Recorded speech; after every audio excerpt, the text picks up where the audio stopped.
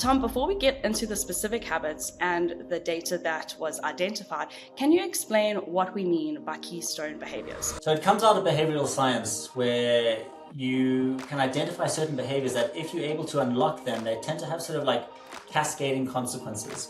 What are the keystone behaviors that the Wealth Index data actually identify? The top two keystone behaviors are closely linked. It's investment behavior and financial goals. And out of all of the keystone behaviors that you listed, Tom, the report points to financial planning as the greatest one that has the overall impact. For me, a financial plan is really a list of things that are important to you. So think of them like goals. So that goal could be a short-term goal, like saving for an emergencies. It could be long-term goal, like retirement or building wealth. What I found very interesting is that none of the things that you listed included earning more. It's actually all about what you do with what you have. 100%. Welcome back to Frankly Speaking, where we tackle topics around investing and managing your money with a no jargon approach. My name is Manuella Penev. I am the marketing manager at Franc, South Africa's digital wealth coach, helping everyday South Africans like you grow what matters with confidence. This episode is part of a 5-part mini-series where we will be unpacking the Franc Wealth Index Report 2026, one of the biggest surveys conducted on financial well-being across the country in South Africa, where almost 4,000 of you responded. The report looks at how South Africans are really doing with their money, not just the numbers, but the habits, the confidence, and the anxieties behind them. In this episode, Dr. Thomas Brennan, our CEO, co-founder, and co-author of the report, will be digging into the data that we found. Today, we're looking at something the report calls keystone behaviors, the seemingly small financial habits that seem to have the biggest impact on your financial well-being. Thomas, welcome back. Thanks very much, Shella. So excited to have you here. Tom, before we get into the specific habits and the data that was identified, can you explain what we mean by keystone behaviors? Because it's a term that comes up quite a bit in the report. Sure. So it comes out of behavioral science, where you can identify certain behaviors that if you're able to unlock them, they tend to have sort of like cascading consequences. A really good example is thinking about exercise. So, people that go for exercise tend to eat better, sleep better, and have lower stress. So by simply doing that one thing, you can have sort of knock-on effects in your broader life. And that's very much the same when it comes to your personal finances as well. That makes complete sense. And because I'm somebody that doesn't exercise and I'm a foodie, I suppose what we can use as an example is also if you meal plan, right? You'll end up eating more nutritious food rather than just like having it on the fly. So bringing it back to the report, what are the keystone behaviors that the Wealth Index data actually identified? Would you mind walking us through them? Sure. So the top two keystone behaviors are closely linked. It's investment behavior and financial goals. Now, when we talk about investment behavior, it's the process of putting money away regularly and allocating that to your financial goals. So you can see how the two go hand in hand. Financial goals and a financial plan is obviously like, these are the things that are important to me. I want to save for retirement. I want to buy a house in a few years, for example, or I want to get married, whatever the case may be.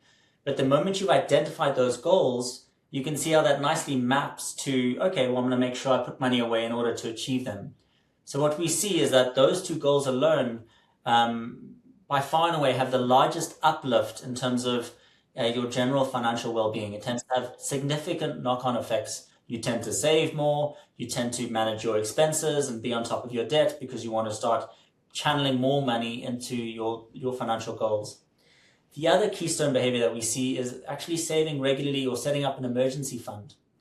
And why that's so important is that, once you've got that emergency fund in place, you can then, lift your head up and say, okay, well, what else is important to me? I know I've got a cushion in case something happens. So your stress is less, you're able to plan maybe for the future, start having some of those financial goals and put them in place. So you can see how there's sort of knock-on effects for all of those behaviors start coming together and really, promoting general financial well-being. Absolutely. What I found very interesting is that none of the things that you listed included earning more. It's actually all about what you do with what you have. 100%. And I think that's the biggest takeaway, for me coming out of the report specifically, is those behaviors, they're not rocket science, most people can kind of come to terms with what they mean. And so it's simply by putting them in place and turning it into a habit and into a regular sort of financial behavior that you see a significant improvement in your financial well-being.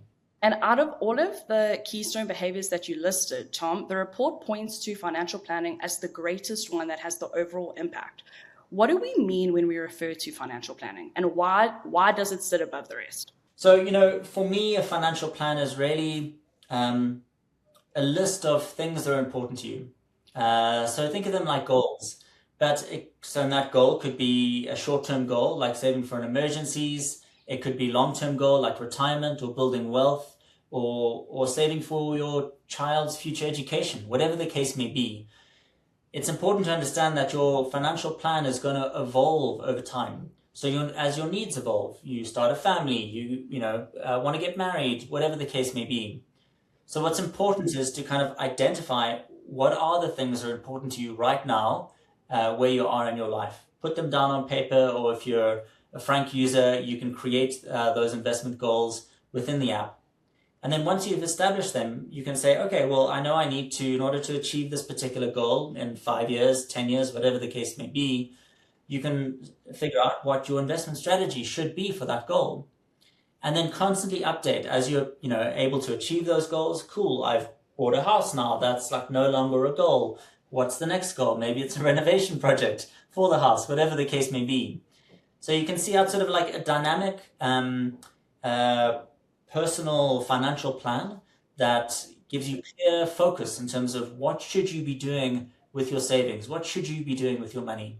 One of the things that our index report revealed was that the data regarding planning, there was a gap with our respondents because 78% of them report that they have financial goals, but far fewer have a structured plan to actually achieve them. So that really just indicates that the intention is there, but the architecture is not. The gap is where financial progress stalls for most people. Why do you think that is? I think it's a classic case of budgeting is another good example. Everyone knows that, a budget is a good thing, but nobody does it because it's an admin, it's a faff. So, everyone knows that actually having a financial plan that you go back to and look to regularly is an important thing, but how do you do it? Where do you do it? That's where it becomes a little bit more complicated. And obviously nobody wants to go back and, dig out an old spreadsheet. But that's where I think the Franc app can really help people, right? Because it should be a living, dynamic ecosystem. And it's not a document per se. It literally is a combination of the goals that are important to you and, in terms of their priorities, right? So this is top priority for me right now, but this, saving for retirement is always going to be an important priority. And you can dynamically kind of juggle like those goals as your situations change or as your priorities change. So for people that don't have a financial plan, the only, I suppose, advice is to kind of like start somewhere, start with one goal. And that's something that we've always believed here at Franc, isn't it? That financial planning is such a fundamental part of your financial well-being, which is actually why we designed the Franc product around it, right? 100%, and I think to identify that your goals, they're all the same, if you will. Sure, you have a retirement goal, but you also have a housing goal or something for your children. And it's really just a question of identifying all of them and prioritizing them and then building up the systems to automatically start allocating your savings to those goals, right? So they're like, okay, I'm on track for retirement. I'm on track for buying a house in a few years. This is giving you peace of mind, knowing that these goals are going to be achieved. So if we just take it a step back for a moment and put it into practical steps, right? Because I think that will really help our viewers. So every time one of our Franc users sets up a goal, whether it's a 3-month emergency fund, whether it's a goal for a home deposit or, even a retirement annuity, they are actually doing the thing that the data shows has the greatest single impact on financial well-being, right? 100%. So it's simply by identifying the goal, understanding what you need to do in order to achieve it. So if you have a target in mind, like you want to get married in say, 2-3 years time, you can estimate what are the costs of that wedding going to be. Okay, and let's work backwards from there. So if I want to get married in 3 years, that means I need to you and your partner put in maybe whatever, 500 Rand, 1,000 Rand into your kind of shared wedding goal, if you will. And yeah, that's like, okay, I know I need to do that. It's set up, good to go. Now, there may be other goals that you want to include as part of that mix. So say 500 Rand is going for your wedding. You're almost finished with your emergency savings. That might be another 200 Rand on top of that. And then obviously you want to put something in for the long term for retirement, whether that's in a tax-free savings or an RA. You also want to ensure that you are contributing to that on a regular basis. So you can see it's, once you start somewhere, it's really, build up as you start building confidence. And I think that's the biggest thing. A financial plan can make you feel, give you peace of mind, knowing that like, actually, I've got my ducks in a row, so to speak. And I'm on a pathway to achieving what I want to achieve in life. Amazing. So for somebody listening, let's pretend we have somebody that hasn't started anywhere, right? What would be the first, where does the data show us that we should start? Because make a financial plan can just feel a little bit vague and overwhelming. Yeah, I think the easiest thing is put pen to paper, just literally come up with a list. And it could be your dream list. It could be personal aspirations about, where you want to see yourself in sort of 5 years. But I think create that list. And once you have that list, you can order it to make sure that like, actually, the most important thing for me right now is this. And whatever is that top thing, my suggestion is just start with that. We do encourage users because we see the positive knock-on effects of setting up an emergency savings. I think that's a really good place to start. Like if you don't have emergency savings, having that sort of that buffer, that financial buffer, but also that psychological buffer, knowing that you are catered, in case of emergencies, can unlock so much more in terms of your thinking. So maybe that is your first starting point. Cool. I want to set up an emergency fund with, say, 3 months of my income. Great. You can set that up on Franc. You can start putting money in towards that. It's really just identifying one goal, one place to start, and start there. And kind of all of the rest will come in time. Once you get going, you'll see it's actually, you're building confidence. It's easier to kind of like add on a little bit more. But really, the one piece of advice I'd give is just start somewhere and start with one goal and go from there. That's great advice. And speaking from somebody who isn't as financial savvy, it really isn't that overwhelming. Once you start, you realize, hey, I've actually got this and it is achievable. Tom, I feel as though you've already answered my closing question, but I'm going to ask you it again anyway, because at the end of every episode, we want to ask, what is one actionable step our viewers can take away and action this week? Do you have anything else to add? Well, maybe just to make it a little bit more practical, we've spoken about the pen and paper. I think once you have that solution, download the Franc app, create your first investment goal, which is the goal that's important to you. You can use our tools to figure out how much money you should be putting away, and make that first deposit.